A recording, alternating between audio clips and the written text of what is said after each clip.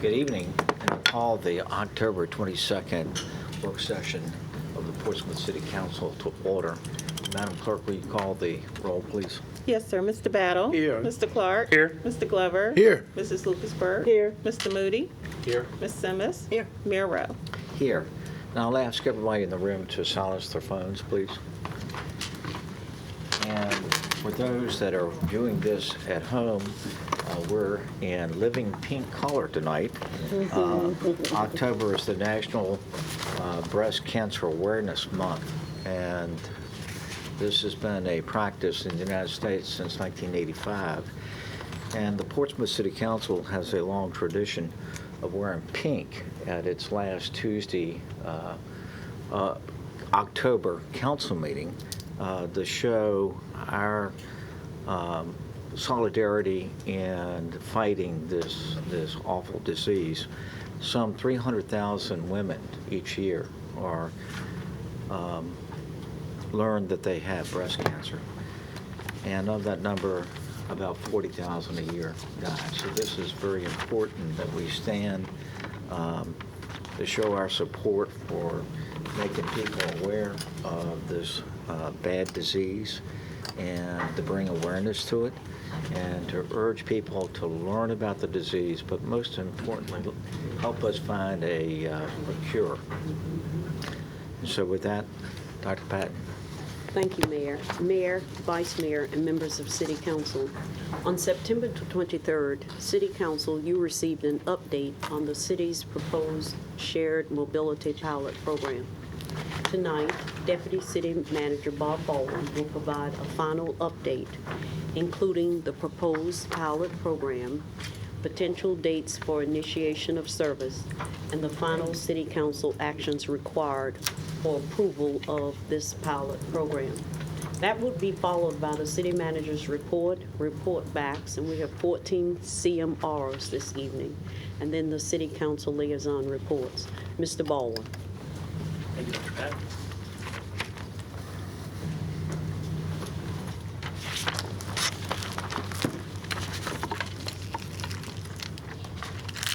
And good evening, Mayor Rowe, Vice Mayor Lucasberg, members of City Council. We are inching ever closer toward our shared mobility program. As Dr. Patton just advised, we had brief council back in September, and you may recall one of the pieces of information you received was 13 pages of regulations that were provided to you at that time. And so hopefully you've had a chance to go back and take a look at any of those things. We've, I think, pretty much covered everything that was the critical pieces in there. The importance of tonight's meeting, you know, your November 11th Monday session is canceled because of the Veterans Day holiday. So this is really the last full work session before this will come to you as a opportunity to adopt the program at your meeting in November 12th. That's the target date to bring the pilot program resolution to City Council for consideration. As I mentioned, keep in mind what you're talking about is a pilot program. We'll have a full assessment process that'll be in place, looking at everything from how the companies operate, injuries, accidents, all of those types of things, so we can have a full and robust consideration after we go through the pilot process about how the program worked at least through the pilot process. Again, as we've been discussing, you know, we are proposing the staff recommendation. That's what's in that set of regulations for how the program would operate. We'll talk tonight once again about the proposed service area. I'll mention we've had some information provided us, for example, from Councilwoman Simmons on the making sure the Navy was fully aware. We've been working with our partners with the Navy and others to make sure they're aware of what's happening around. Even though these scooters will not go onto the Navy facilities, they're not permitted on the Navy facilities, there will be an opportunity, and up to this point they've been very supportive of having opportunities to get the scooters near to their gate so that people on the installation can come out and get access to the scooter should they so desire. So we made sure that everyone's aware of that. Again, tonight I want to make sure we go back through that service area to make sure you're comfortable with everything in the service area. We'll go again through that, the regulatory elements, the permitting process. I know there's some questions raised at the last meeting about the permitting process, which I'll cover a little bit later. And then again, one of the things we'll be doing is that citizen survey about how much they like or hate the program, as the case may be, and any suggestions or recommendations the public has as we go through the pilot program. And that citizen survey, the intention is to have the survey available immediately upon the start of the program, so people on day one can start providing feedback. We're not going to wait 2-3 months in. We want to start hearing from them right away, because there are opportunities in here for either the city manager is the sort of the manager of the program, or city council through amending the pilot program if we need to come back and make some sort of a mid-course correction. Again, the schedule we're being driven by the General Assembly when they passed the requirement during the last session. You have to have a program in place by the end of the year, otherwise you forfeit your ability to manage your own right-of-way for scooter companies may want to come in and use it. So we've been operating. We're trying to make sure we're well in advance of that. Obviously getting this before council in November by the 12th is well before the end of the calendar year. Gives us time to continue to make the necessary administrative processes, get them all squared away before the first of the year. The goal would be we started accepting applications from companies out there. Up to this point, we've been contacted by 2. Over the course, there may be others out there we're not aware of. They're just waiting for the opportunity, but at this state, we know there are at least 2 that are looking. The plan would be to get the application process started in January, to have the different companies who are going to be providing the service under contract and ready to operate by March, and that would be actually the start of the deployment of scooters throughout the city would be in March. Again, our assessment will begin at that same period of time, and so will the citizen survey. And then in October, as we gather all the data on the pilot program, and again, it's going to be rolling data. We'll be looking at it as we go. If we see anything that looks amiss, troublesome, a problem, we're going to correct it as we go. We're not going to wait until the pilot program is over. If we come across something that's of some serious significance there, we want to get it and address it before we just wait. But in October is when we want to go back and we'll look at all the data, assess the pilot program, and then we'll come back and brief City Council on what we've learned over that, and then any other modifications, expansions, contractions, whatever ultimately we end up deciding, Council ends up deciding what you'd like to do with the program after the first year of the pilot. Can we pause for a second? Any questions to Bob? I think, again, if you would emphasize the fact that we have to do this or we lose the ability by state law to regulate. Exactly. At that point, your right-of-way becomes their right-of-way, and their ability to operate becomes their ability to operate without any local control. And we know that's not, from what we see around the country, that's not a good situation to get in when you're not controlling your own right-of-way. I have a question. The applications that are received, is that by bid or RFP, or is it just an informal application? Okay, well, I'll tell you this, at this stage, we have developed an application form, and I'm working with Mike Ammons, the city's purchasing manager. We will work through purchasing and how to do that process. We aren't going to do it like an RFP or something. We do need to have a managed intake process.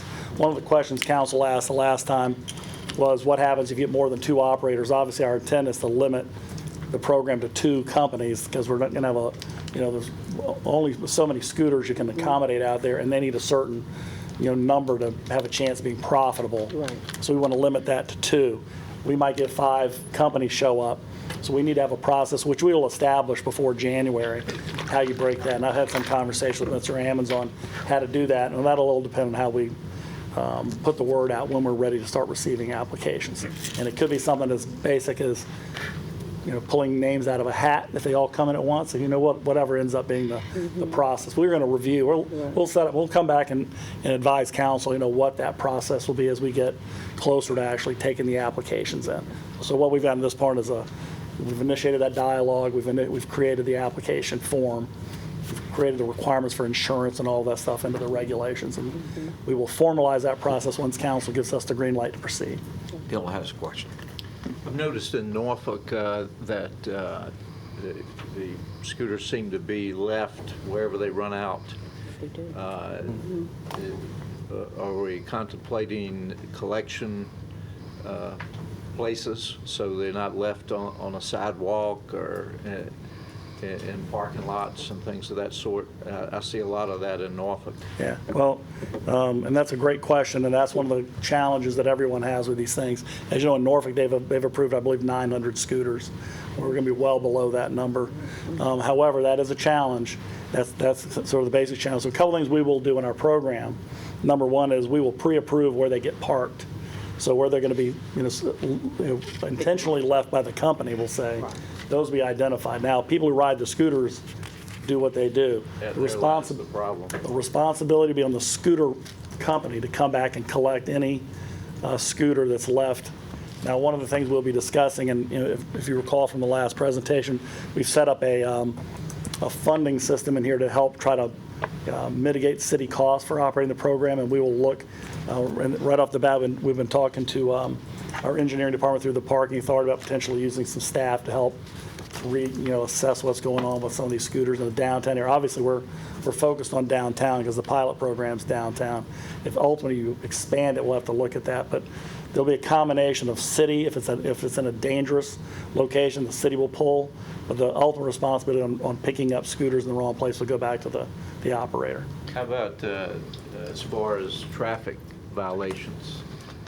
We know they're not supposed to be ridden on the sidewalks. Right.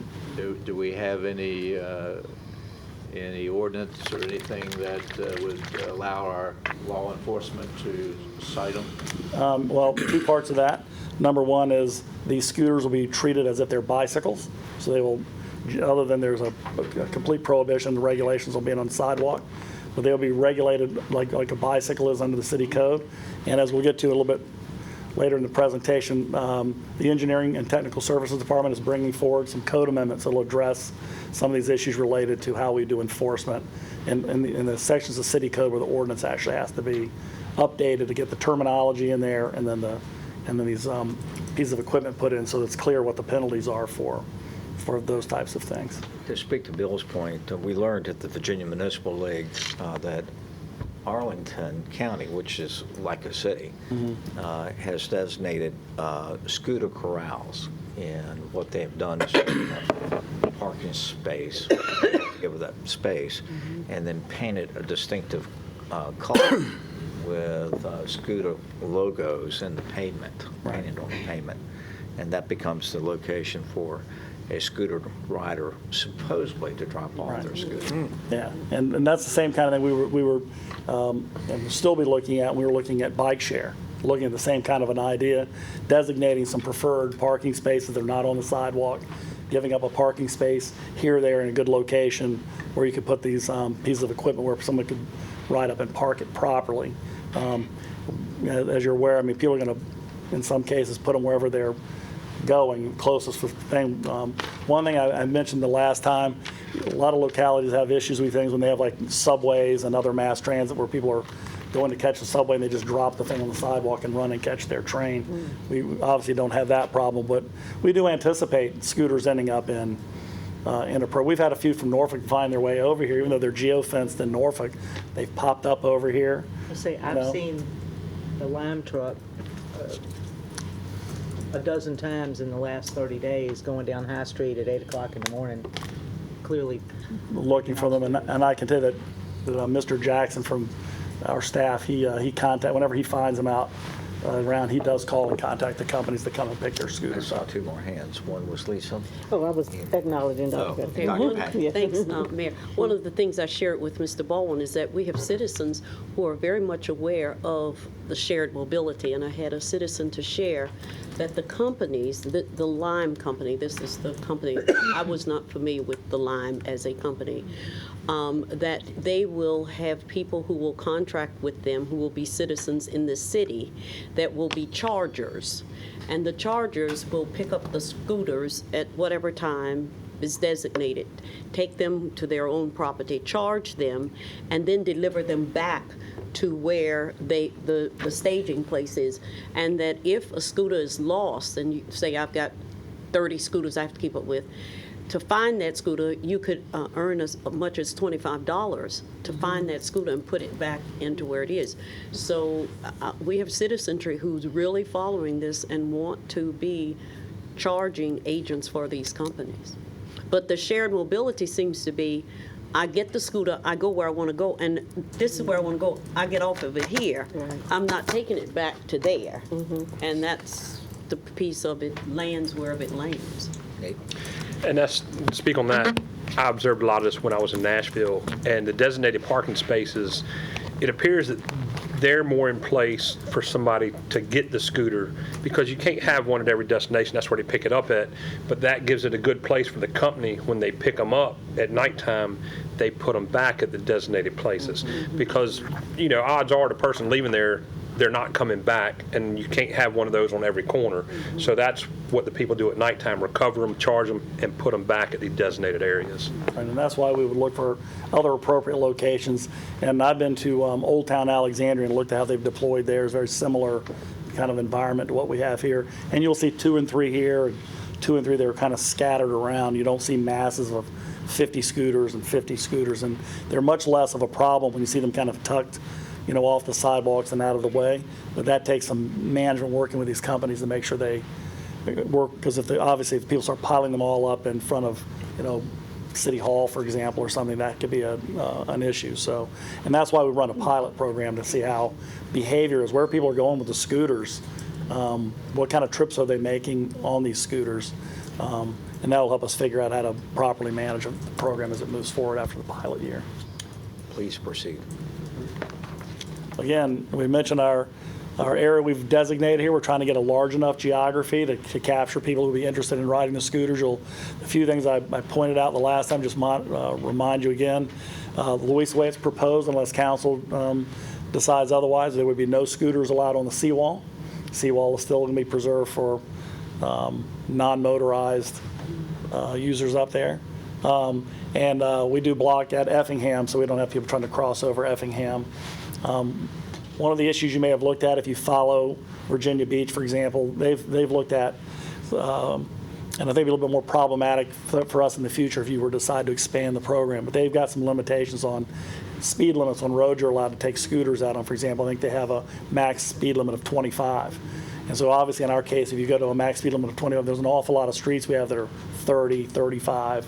You pick out, West Norfolk Road, Cedar Lane, I don't know what you want to look at. There are a lot of roads you would ban from having scooters on them, so if you at some future date look at expanding, but that's a Virginia Beach, one of the ways they've looked at trying to keep the scooters kind of where they want them. So that's the area we've targeted, as we mentioned before. You'll have access to the main gate there at the Naval Medical Center, and also down by the shipyard. And we've been meeting with, as our regular meetings with the shipyard folks, and they're very interested to see how this works around them as they get in, because they're looking, as you know, at some future parking. And one of the things they've talked about is whether or not this might be a way to get somebody from a parking garage closer to the gates if you have an off-site. And so they're really kind of interested in whether or not this might be that last mile kind of a concept to help somebody get from a remote parking back over to the gate. Go ahead. I'm looking at your lines, Bob. Am I going to be able to get a scooter at the Renaissance or at Admiral's Landing, as long as I don't take it on the seawall? Yes, in that vicinity. What about- Not necessarily on their property, but in the vicinity. The private property, that's their Right. choice. My only other question then is, right there at Crawford and Effingham, we've got a couple of hundred people who live in the Myrtles, both sides, but they're not included. Well, we could. This is what your opportunity. If you think that would be an area you want to expand, we could certainly. Young people that Right. live in those two We could buildings. certainly grab the whole Myrtles, both sides, and expand over on that side. Be no problem doing that. I mean, it would make sense. You do have potential riders over there. That's what I'm thinking. All right, let's, anybody have any problems with that? No. Okay. Okay. Could I ask a Somebody, question? yes, sir. Yes, ma'am. Say, I'm just asking a question. We have them here, but I could take a scooter from here and go wherever I want to, past Effingham or wherever. Well, in theory, we would geofence the scooter, Oh. so you cannot cross Effingham. And Here's my question.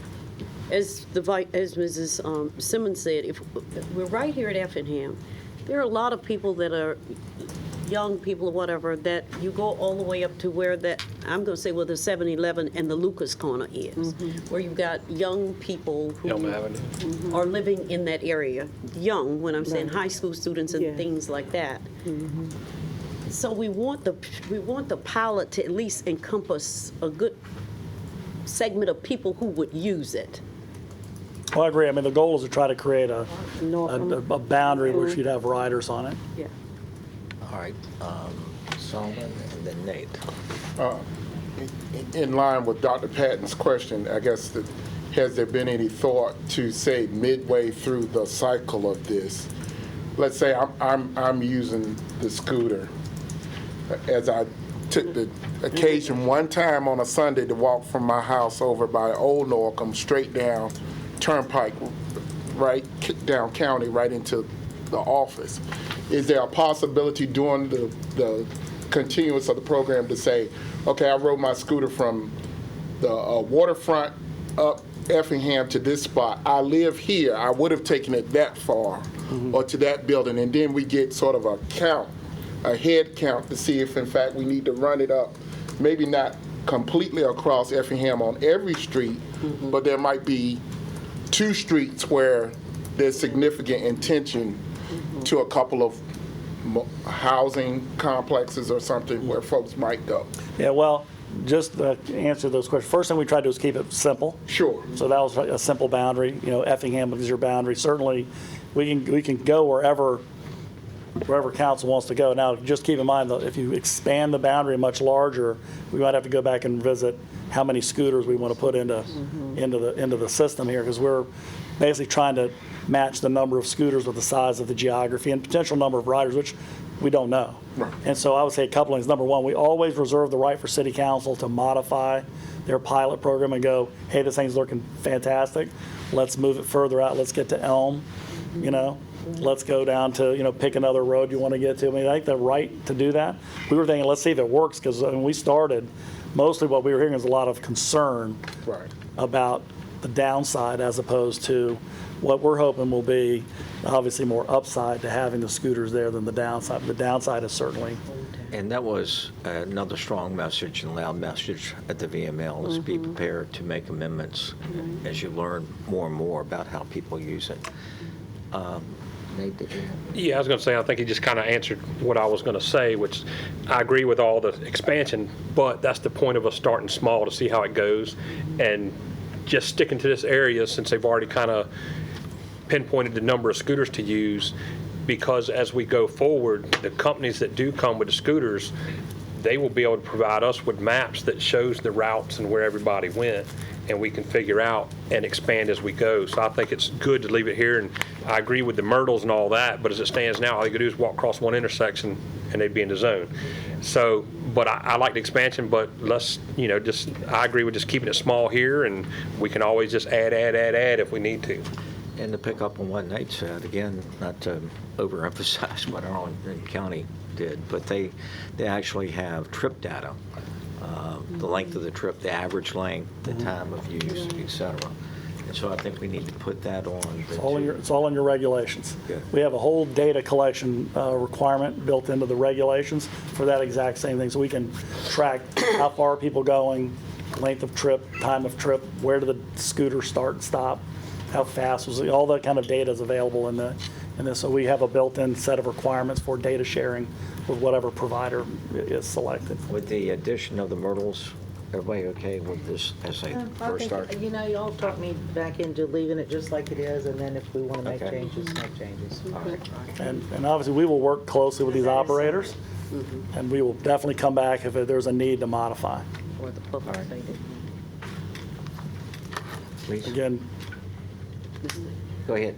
Okay. Mr. Baldwin, do we know in the instance where we would like to modify, is there a time certain that they can turn it off and turn it on, where they open up that area like it is? Do we know what the time frame is? You're talking about for, If we want to expand, if we want to, Geofence. right, geofencing, that's. Yeah, probably a switch, huh? Yeah, they just program the computers on the scooter. And I will say, for people who track this stuff, there's a lot of research going into scooters, and so this is going to be an evolving. These things just popped kind of on the horizon. There are people looking at giving them bigger wheels. We've heard a lot of people talk about them flipping because the wheels are so small. There are people looking at. There's actually a company looking at making them autonomous, like a self-driving scooter. So there's all sorts of You requested to come to you. things going on there. So yes, the technology is a critical piece of these things, as is their durability of the construction. And two people are getting on them when they're really made for one. Not supposed to. In Atlanta, it's Exactly. common to see two people riding, and it's supposed to be one, but you do it at your own risk. Yeah.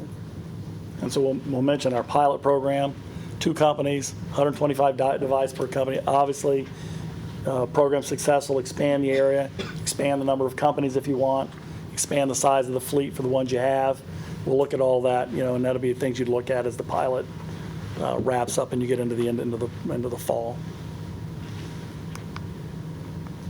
Again, we're trying to make sure these things, especially on the pilot, we've looked at a number of ways people do their program fees, and people are all over the board. What we've set up here is a $5,000 initial permit fee, and then $1 a day per device. And again, as we mentioned, the idea going in is to try to generate enough money to help make the thing self-sufficient for city, is not subsidizing the cost of a pilot program for the scooters, that they're paying the cost of any city resources required to manage the program. Hey, Mr. Baldwin, I know that when we were at the conference, the Lime organization was there, and the vice mayor and I both had an opportunity to test ride, and we received a helmet for our test ride. Right. And so when I got on this thing, people were riding up and down the parking lot. It goes pretty fast. But one of the things I did want to say, you will have to have some type of indoctrination, and I assume the company will do that. But do we plan to have, when they arrive, do we plan to have some type of a event? Yes, we will do an educational event. We'll take all that. Mr. Jackson is already working on a program for educating the public when they get on this, because we're trying to lower people's injuries, and so knowing how they operate. We're going to demonstrate. I still got my hand. Do an We EVOC mentioned class. Roanoke, it's not flat. So Right. It was not. It was not flat. downhill.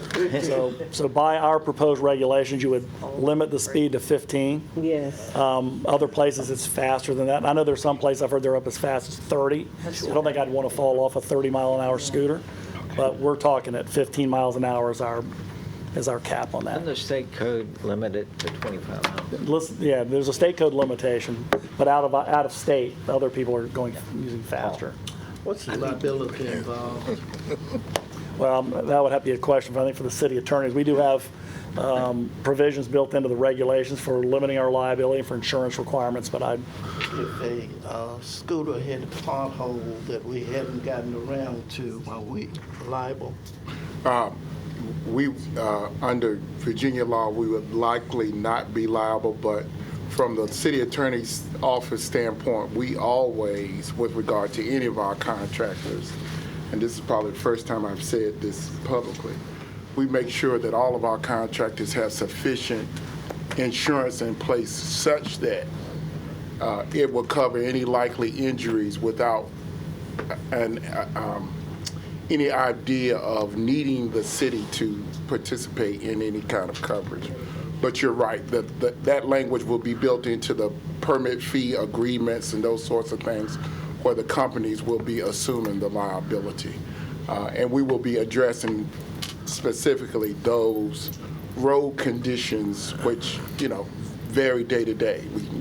No municipality can guarantee road condition 24 hours a day, 7 days a week, 365 days a year. So we'll be covering those issues also with them. So we can't do that, but that means that they'll assume that. Correct. liability. Correct. Isn't that part of the app when you sign on and you get it, you say, I've been notified that I can't drive over 15, and I can't That's do all this, in and I there. can't do this, and All the rules are built into the startup. And I will mention, that's one of the reasons we're proposing the dawn to dusk operation, because looking for potholes in the dark, is hard enough when you have headlights on a car. These scooters have very small, and we'll have lights, they'll be equipped to have lights on them, but we don't want people riding them at night.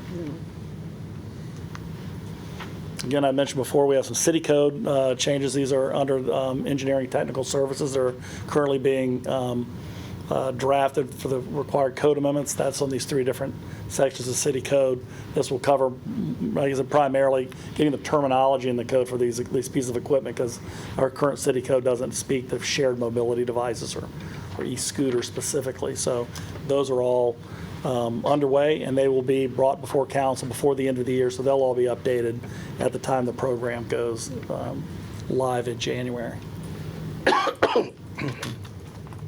So again, our next steps, we'll have that resolution for city council consideration at your November the 12th meeting.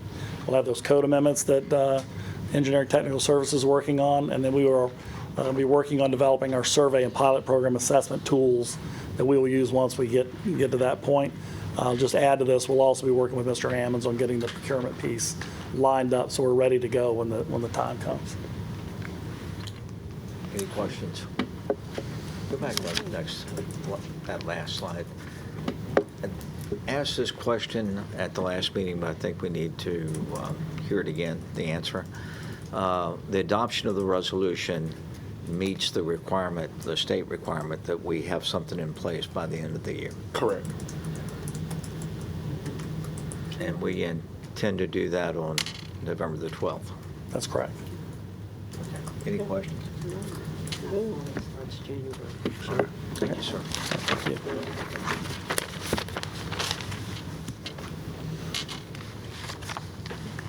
you. Mayor, Vice Mayor, members of council, before you tonight, you have 14 city manager requests. I will go through the requests. Chapter 32 Code Amendment, Wireless Facilities. It's an adoption of an ordinance to amend and reordain Chapter 32 of the Code of the City of Portsmouth, Virginia, 2006 by amending Article 4, Street Poles, Article 5, Underground Wires, and Article 11, Wireless Facilities. Therefore, for the purpose of complying with federal and state laws and regulations regarding wireless facilities and infrastructures. Dr. Patton, I think it would be appropriate to interrupt you at this point to Yes. talk about the public hearing, the first public hearing that's before us, which is the consideration of the adoption of a resolution. And Solomon, you want to explain that? Mayor, Vice Mayor, members of City Council, as you all are aware, and many of you have done before, we have periodically received requests for a wireless facilities franchise from various providers within the city. I believe this may be the 3rd or 4th in probably so many years. I think we're averaging about 1 a year, maybe a little less than a year, maybe 9 months. And in accordance with state law, in order to provide a franchise, there must be a public hearing and approval by the City Council. And then that ties in, we'll have that public hearing, then that ties into the last public hearing in the public hearings. Is that not correct? That's correct. And with that, we have a script, and after the public hearing, we ask if there are any other proposals. Correct. And then if they are, that proposal is read, we then will consider which to choose. Correct. And just for the benefit of education, because the one proposal has already been submitted and vetted, if there were to be, on a rare occasion, a second bid, it's not that that bid would be denied. It would just probably be carried over until we can vet a second proposal if it came up on the floor of the meeting. But that's a rare occasion, I would think. Thank you. Allow me to interrupt you. Go ahead. No, that's okay. There will be dialogue doing some of these. The next is a 19-378 is a home investment program income. Will be an adoption of an ordinance accepting $44,725 of home investment partnership program income and appropriating said amount to the FY 2020 Community Planning and Development Program Fund. And this comes through planning, and Mr. Baldwin is the submitter of this.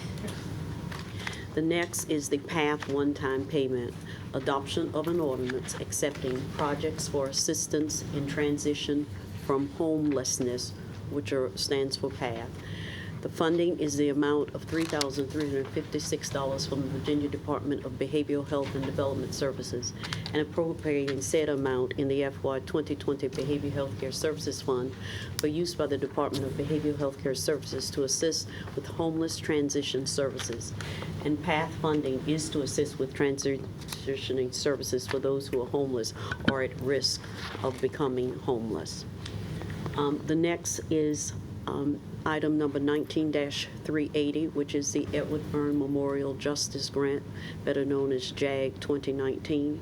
It's an adoption of an ordinance accepting an Edward Byrne Memorial Justice Assistant Grant in the amount of $85,764 from the U.S. Department of Justice and appropriating said funds in the FY 2020 Grants Fund for use by the Portsmouth Police Department to fund law enforcement trauma training and other authorized uses.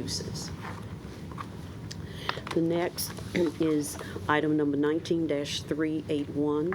It's a textbook fund reappropriation of FY 2019 textbook fund budget.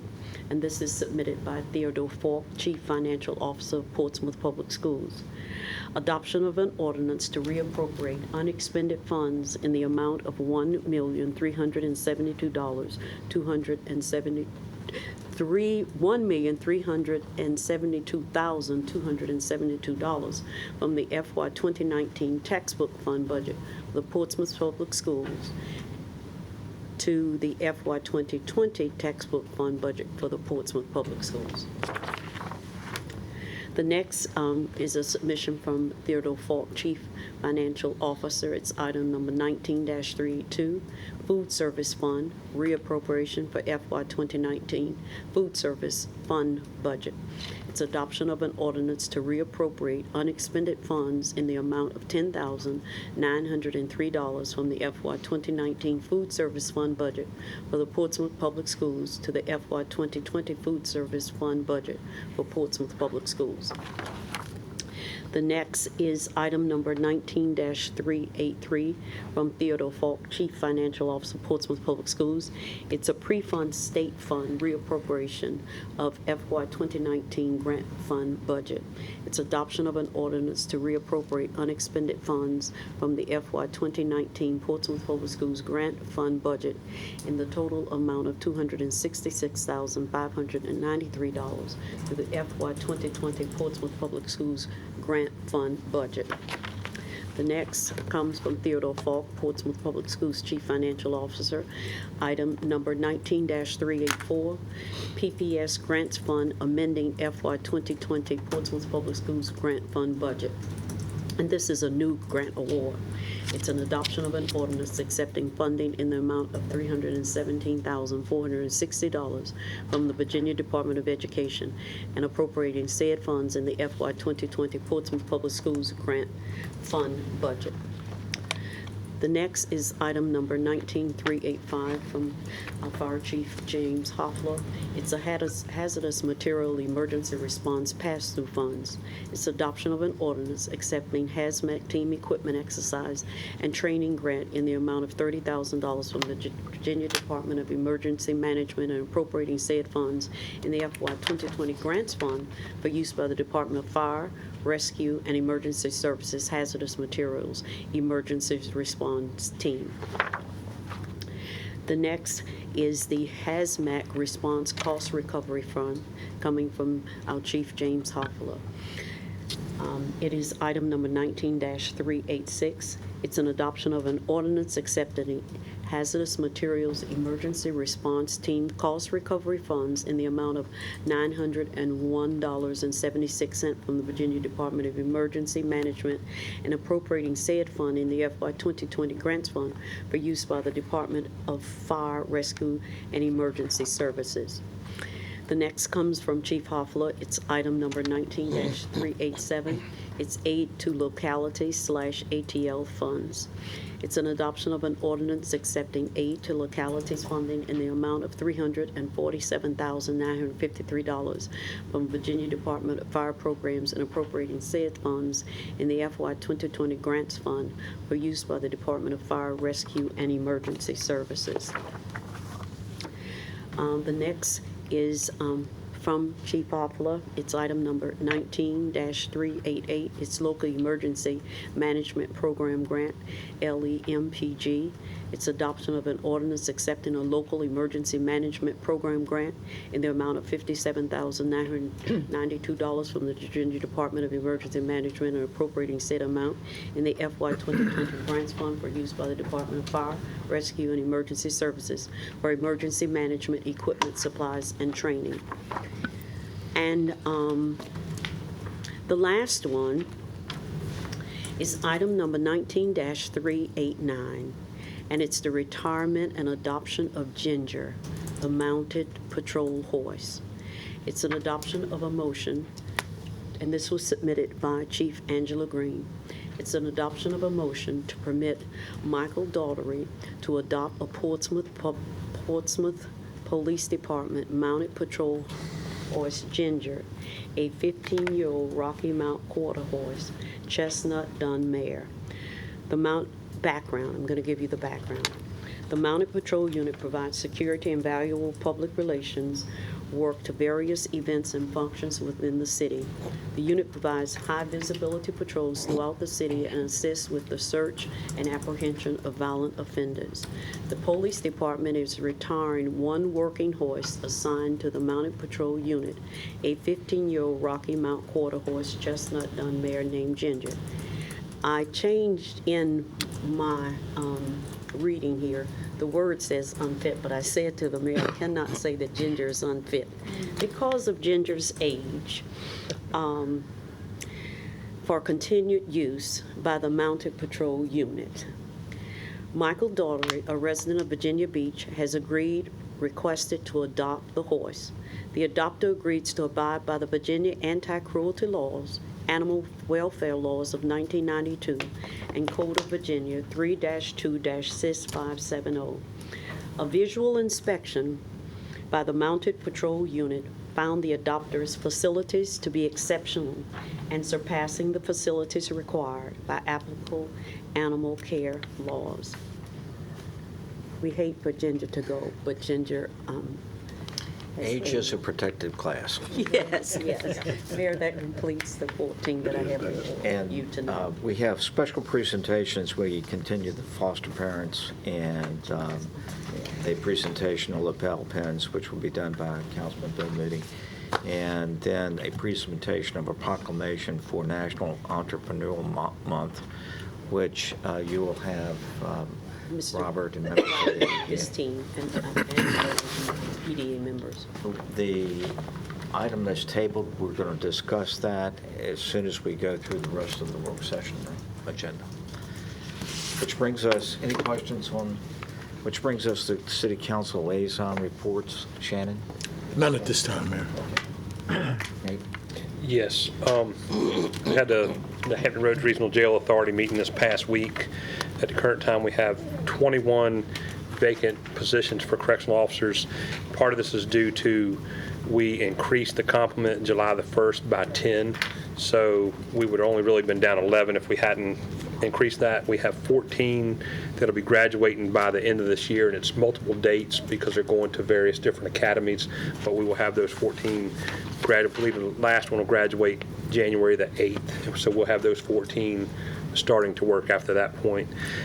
Transportation, there was 1,040 transports, and these vary everything from medical appointments, going to the hospital, and private doctor visits that they need to attend to. Security, there were no security issues reported since our last meeting. And one thing they're requesting, as we kind of talked about before, but they've sent us information, they'd like to help us give them support through our legislative packet, trying to increase the complement by an additional 20 officers to help maintain, the facility to keep everybody safe. That's it. Thank you. Lisa? Portsmouth Redevelopment Housing Authority canceled their October 17th meeting, and it will be rescheduled to November 14th, so next month. And also with Portsmouth Public Schools, we will have our educational meeting. Our liaisons will meet on Monday, October 28th at 4:30. Bill? Yeah, I attended the HPC meeting. There were two consent items, one for a driveway, one actually for demolition of 45 Afton, the old rec center as we know it, Craddock. And also there was two approvals on two single-family houses in Craddock. Also attended the PPIC meeting this morning. There was one closed session item. There was also a report from the ports that dredging the channel will begin perhaps as early as some point in November, towards the middle to the end of November. And that's the deepening and the widening of the port or the river, 55 feet, and also the width of it. So that will give us a competitive advantage. Understand, I think it's Charleston will soon be 52 feet, so we'll still have them by 3 feet. Good. I attended the Historical Commission meeting, and they're in the process of doing their annual fundraising, and they're preparing for the annual contest that they put online in reference to the citizens that know the most about the past in our city. So that's basically what they will work with. Thank you. Elizabeth? I'll remind everybody at the later meeting about our Veterans Day activities coming up that will happen before we meet again. All right. I have Yes, some yes, ma'am. report backs whenever, I forgot, I read so Oh. much, I forgot my report back. Please. Okay. Shannon, did you? You know, Mayor, I did have one announcement. It just escaped me, but I did want to announce to everyone, we have a new president of Tidewater Community College. Yes. Her name is Dr. Marcia Constant. She comes from Charlotte, North Carolina. She's the 6th president of Tidewater Community College, and we look forward to working with Dr. Constant and Dr. Woodhouse and our liaison, Admiral Hugel. Thank you. Dr. Back. Mayor, I have some, Mayor members comes out some report backs, and I will share with you things that are in your box, that have gone in your box today. From last night's action item, City Council requested that staff bring back a plan to show how the city would obtain reaching the 80% threshold for the city's 2 retirement funds. In your box, you received information coming from our October 10, 2019 Retirement Board meeting, where John Hancock presented its management summary of the 2019 valuation results to the group. As a part of that presentation, it contained projections for the 2 retirement funds out until 2028 using a 7.25% assumed annual rate of return. I attached both of those frames from that presentation for your review. Also on November 25th, it's already confirmed, City Council will host a joint meeting with the Retirement Board as part of that meeting, and we have already confirmed Andre Stewart from John Hancock. Greystone is also coming, and they are bringing another representative, and they will also be bringing with them presenting information as to how the city will achieve and when it would project to receive the 80% threshold. In addition, you have staff to bring back management fees that is charged by the investors over the years. You have in your box information that was sent by John Hancock. They watched our session last night, and before we could pull that information together, they have provided that. That is in your box also. And you have in your box two things. One, you have a summary so that you will be able to speak to the Churchland Bridge and all of those target dates and times, explanations of what is being done there. And then you have an outline for the pavilion, of which everything you will see on that outline is complete before March. But the painting, which the steel has to be painted with a certain kind of white coating paint, will not be done, nor will the landscaping be complete. If you have any questions on that, please get back with me. Any questions? Yeah, Paul? Dr. Patty? Yes, sir. You're saying these items were in the mayor's box? No, the box is on your computer. Oh, okay. Okay. The city. Yes, ma'am. The city clerk puts them in. We don't. Yes, ma'am. Thank you, sir. Okay, I'm finished. Good. This brings us to a continuation of our discussion last night on the item that's been tabled. We had a very robust and good discussion where we all each got a chance to talk about our concerns and our perspectives. And if you're like me, I reflected upon what we discussed last night and got up this morning thinking about how we could change the language to accommodate everybody's concern. But many of us woke up with that same mission. And so through a series of phone calls, we all realized that we're trying to work to the same end. And that resulted in the changes that have been sent out to you that are in red.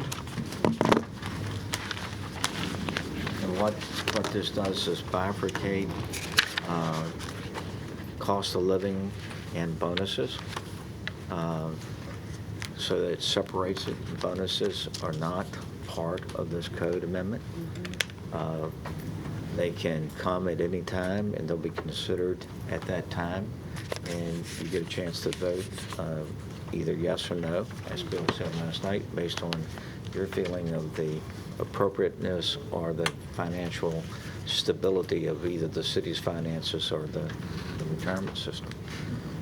As for the COLA, language says that trying to capture everybody's position, that we don't give COLAs until the two funds reach 80%. And so with that, where are we? We have what are your thoughts on this language that we all worked on today? I think this represents what we've been doing Yes. for many, many, many, many years. It just codifies it. Yeah. Yeah.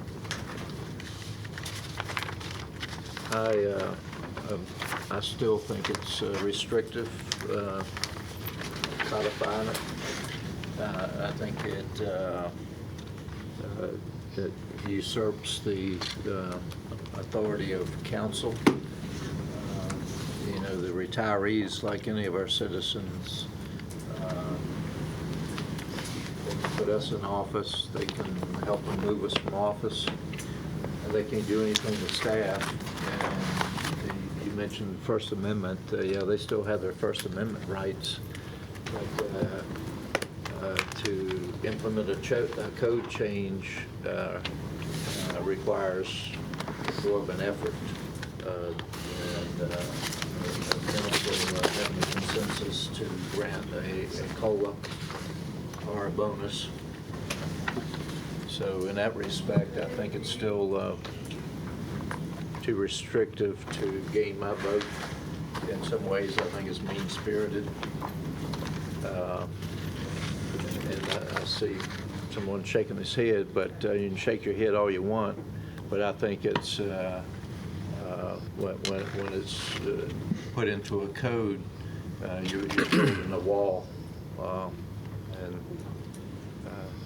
I think that authority should still lie with council, not within the code.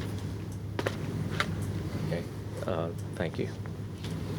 Again, procedurally, when we get to this point on the agenda, we need a motion to remove it from the table. And that motion needs a second. And assuming that that motion passes, then I'll ask the clerk to read the caption of the ordinance so we can have the matter officially before us. And then to discuss it, we need another motion. And the motion can come in whatever you're motivated to do, but if we're going to implement this, the motion could likely be a move for the adoption of the ordinance as modified per this paper. Is this paper available to the public? Yes, ma'am. Yeah. Mayor, I'd like to just add something. And I'd like to read the language just so we're clear and that folks in the room, it was just indicated that we were taking something away. So I'd like to be clear that we as a body are not taking anything away. Any person, it reads section 30-122. Any person receiving a retirement allowance under these following sections upon the annual prior approval of City Council receive an adjustment of retirement allowance as of July 1 each year in an amount to be approved by the City Council. That language was the prior language. That language will be the language going forward, just so we're clear. Good point. All right. So we need again, procedurally, we'll need a motion to get this off the table. We'll get a second. We'll get a vote. And then I'll ask the clerk to read the caption of the ordinance. So there's no amendment, it's just We'll adopt it with the new changes. language? Okay. Right. Okay, we do have a need for a closed session. We don't. Okay, well, let's take advantage of this time. A couple of things. I would like, if there's consensus to do so, task staff with coming back with a way that we can honor some people in our city with honorary streets. We all know to actually change the name of a street is a very laborious process, an expensive process, and an inconvenience for citizens. But there is a way that we can do it that I've seen in other cities where you can have an honorary street sign incorporated with the primary street. Usually it's in a different color or different size. But we have a lot of worthy people in our city, as we all know. And I'm sure, like me, that y'all have probably had requests from different people. Why don't we honor this person or that person with by giving them recognition or name and a street after them? But this would be a way to do that and also avoid the expense and the inconvenience of changing the primary name. How do y'all feel that? Good idea? Yeah. The other thing I was going to inquire about the golf cart community update, to see how that's progressing. Mr. Wright can answer that question if you call him up. Is Mr. Wright? Yes. Yes, ma'am. Could you And- give, Kind of give a heads up. I know this is spur of the moment, but could Mr. Jones give us an update on the fiber ring project too? yes, he could. Okay. Just Yes, sir. Before he starts, Go Mayor, ahead. Yes, sir. let me say that it's strange that our investment agents were able to watch our meeting last night and respond so quickly. And I think that was the right thing to do because the language I was talking about is replacement. So I noticed how fast they responded when it came to them losing money. And I would like for them to know that I would like for them to be just as astute and responsive when we're losing money as to check it at the beginning of the slide. Thank you. Thank you, sir. Good evening, City Council. In reference to the golf carts on local streets, there is a state ordinance that covers the use of golf carts on local streets. We just have to adopt that language.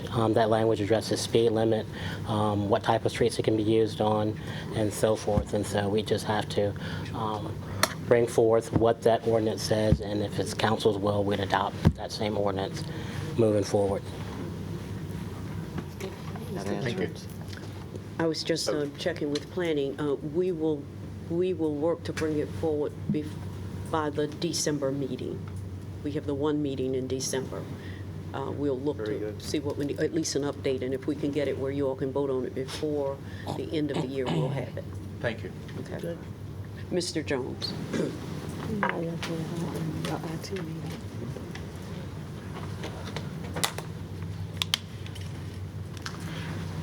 Good evening, Mayor, Vice Mayor, members of the City Council.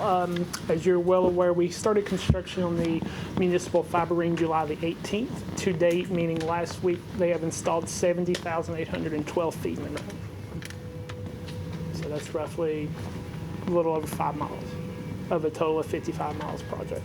They are moving ahead of schedule, but we do anticipate once we get towards the latter part of the year, we'll have holidays, weather, so we expect to still maintain on schedule with that. And they'll be actually, that's conduit only, they'll be coming back with fiber towards the end of this month, towards the beginning of November to actually start installing the fiber in the conduit. So they're putting the conduit down first, and then they'll come back and pull the fiber through? And then, for the benefit of the public, after they finish that, they will come back and make sure all the brickwork is... That is correct. We did bring that to their attention, and that was just a temporary fix. They do have it now to where it is, I'll say, noticeable that there is an uneven pavement, but they do have that plan approved now of how to, I'm sorry, not how to, but what to replace it with and have it better than a pre-disturbed process. Great. And our work has already been, I mean, we're comparable to the region. I know we haven't had a regional meeting. I know that maybe you have been to some of the meetings with the IT team, but other members, I mean, we're comparable to where we should be with the other regional cities. I think we're ahead. No, We're- right. With the exception of Virginia Beach, they have a lot already in the ground. I would say we're the only ones that's actively working in construction within the municipal sector to advance what we're doing. We would be probably one of the first to get it completed once that 18 months is complete, to have it up operational and running. Virginia Beach is still, theirs is ongoing and will be ongoing just because of the vast amount of area that they're trying to cover. But to be But completely ours will be operational. the first truly inside the circumference ring. And the completion date again? Roughly. It was 18 months from that, so probably we'll be getting close this time next year, towards the end of next year, calendar year. So December of 20, right, yeah. And the fiber, as it goes from here to Ashburn, is coming through the Midtown Tunnel, or coming that way? There's already some places it's already through. Okay. Yeah, because the ones for Google and Facebook have already come through here. Google and Facebook. So they're already through from the transatlantic all the way up to not to Ashburn, but to Richmond, and then of course it goes from Richmond to Ashburn. So we'll be able to tie in Yes. immediately once we complete to the subsea. That's pretty cool. That's very cool. Thank God for Mr. Jones. Any questions, Dave? Yes, sir. Excuse me, Mayor, I did have one item that I wanted to discuss as a consideration with the council. I know yesterday evening we discussed the use of the chamber, and I know that you had asked for Dr. Patton to come back, or the clerk to come back with uses that we have had in the past, a list of uses. One of the things after I was thinking about that a little more after the conversation we had, and I wanted to ask for consideration of council that we look into possibly having the community provide some level of input. Is that a consideration? Or have it as an agenda item maybe for an open discussion? Just a consideration. I think it's a good consideration. Apparently, Public hearing. we can, I like the public hearing concept. How do you? Yes. And I think it will shut down the notion, I don't know where that came from, that this was going to be done by consensus in the work session. We don't do business that way on our council policies. We come up with a draft, and then we put it on the regular agenda. And so it makes a lot of sense to do that. So can we put this on the 12th agenda? We don't have to What do we need to do, Mayor? just put, Do we need to advertise that bring we're the having a list public back? hearing. Huh? Should we hold up on the Deborah sent us a list. You already got the today. list? Yeah, Okay. we got Told us the today. list at 9 o'clock this morning. That we're Yeah. soliciting comments on the development of a use policy for the council I chamber. mean, is that enough to have a public hearing, literally soliciting comments? Yeah. Put it on the November agenda. We'll make it work. Okay. Good point. Everybody comfortable with that? Yes. And the final product, once we get the comments, and once we be a draft document, Yeah, that- we'll come back and work. then we'll put it on the agenda for its formal adoption. Yes, sir. Mr. Solomon, Yes, sir. what are the implications of using a city building and having it open to a limited amount of the public and expect to close it off to the total public? Mayor, Vice Mayor, and members of City Council, as I discussed in the presentation yesterday, the difficulty with regard to an expectation that the City Council would be a place for, and I use this term, not rent, but for readily available to the entire public, will create some expense issues, some expectations, and more importantly, I think the difficult part for a local governing body is the selection of who may not be able to get in for whatever particular purpose, be it previously scheduled, be it unavailability, be it security. There are a number of different situations and scenarios can come up. While this would not be a commercial hall, it does have the potential of presenting that type of expectation. And so I would say, as you go through this process and have this public discussion, please keep that in mind, that you don't set an expectation that is larger than is intended, or where one might exceed council's initial delineation, and that's very, that's just human nature. If you there's those books, if you give a mouse a cookie, they'll want a glass of milk next. So that is one of the things that you have to be a little careful about.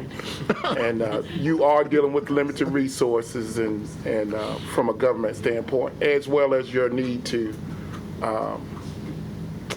designate how those resources will be spent. So those are some considerations. Therefore, I would suggest that we not go down this hallway. If we get, say, 100 of the citizens are able to use for different things that are not pertaining to city use, then you have 96,900 folk who are disenchanted with that. And it's not something that I think we need to put on ourselves.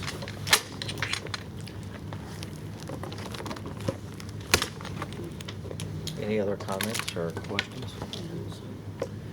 Hearing none, this meeting is adjourned. We'll reconvene at 7 in the council chamber, and I think we have dinner.